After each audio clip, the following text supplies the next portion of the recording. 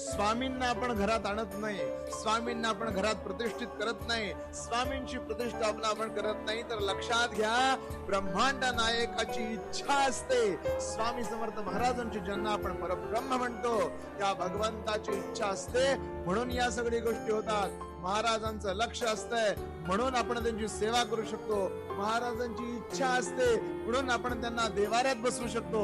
महाराजांची इच्छा असते म्हणून आपण नित्य सेवा करू शकतो. लक्षात घ्या, ब्रह्मांड नायकाने ठरवलंय की कोण माझा भक्त होणार, ब्रह्मांड नायकाने ठरवलंय की कुणाचा उद्धार होणार, म्हणून आणि म्हणूनच आपल्याकडून या सेवा घडतात. लक्षात घ्या, करता करविता देता न्याय करता सगळं स्वामी स्वामी स्वामी आहे. महाराजांनी ठरवलंय म्हणून सेवा करतोय, हे वाक्य आयुष्यभर डोक्यात ठेवा. कधीही गर्व, कधी ईर्षा, कधी दंभ मनात येऊन स्वतःची सेवा वाया जाणार नाही. श्री स्वामी.